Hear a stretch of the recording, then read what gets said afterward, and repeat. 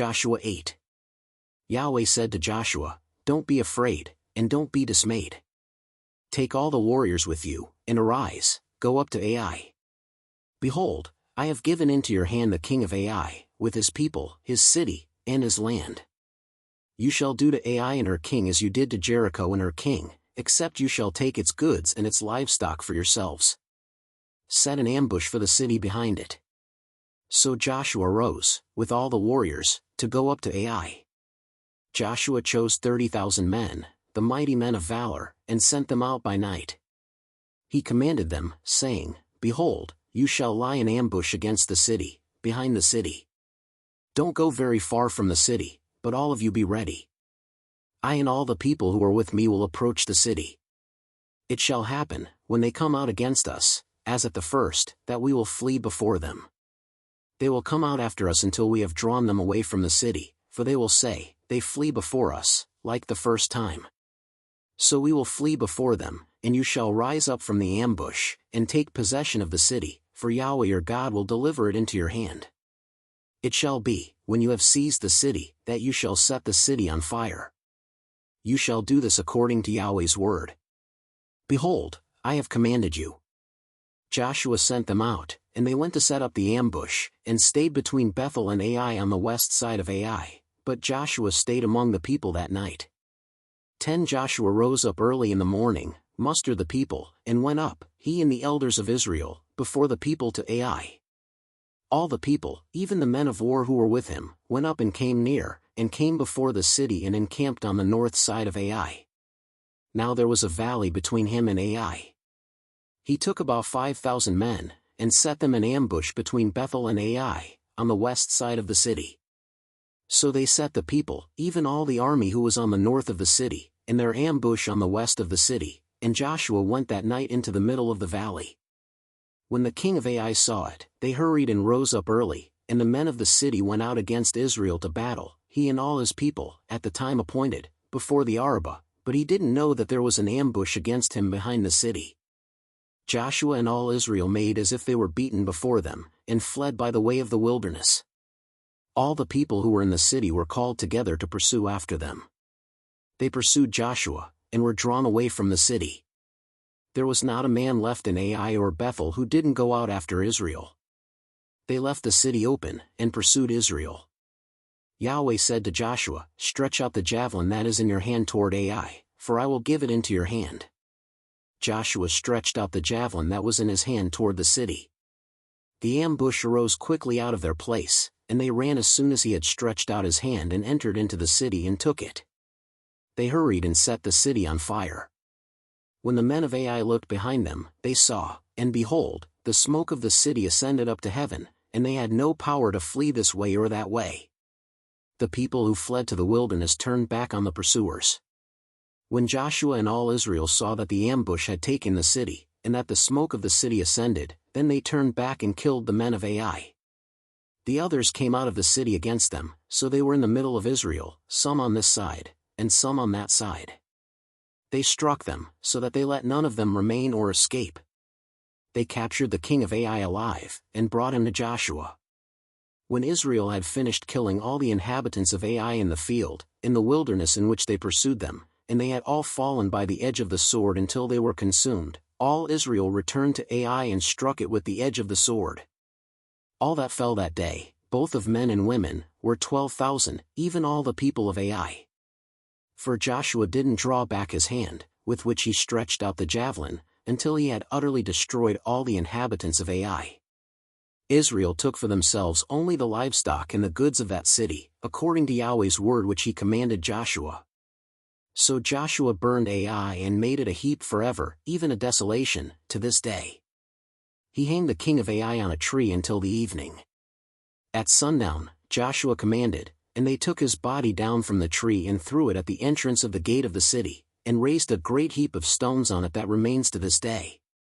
Then Joshua built an altar to Yahweh, the God of Israel, on Mount Ebal, as Moses the servant of Yahweh commanded the children of Israel, as it is written in the book of the law of Moses, an altar of uncut stones, on which no one had lifted up any iron. They offered burnt offerings on it to Yahweh and sacrificed peace offerings. He wrote there on the stones a copy of Moses' law, which he wrote in the presence of the children of Israel. All Israel, with their elders, officers, and judges, stood on both sides of the ark before the Levitical priests, who carried the ark of Yahweh's covenant, the foreigner as well as the native, half of them in front of Mount Gerizim, and half of them in front of Mount Ebal, as Moses the servant of Yahweh had commanded at the first, that they should bless the people of Israel. Afterward he read all the words of the law, the blessing and the curse, according to all that is written in the book of the law. There was not a word of all that Moses commanded which Joshua didn't read before all the assembly of Israel, with the women, the little ones, and the foreigners who were among them.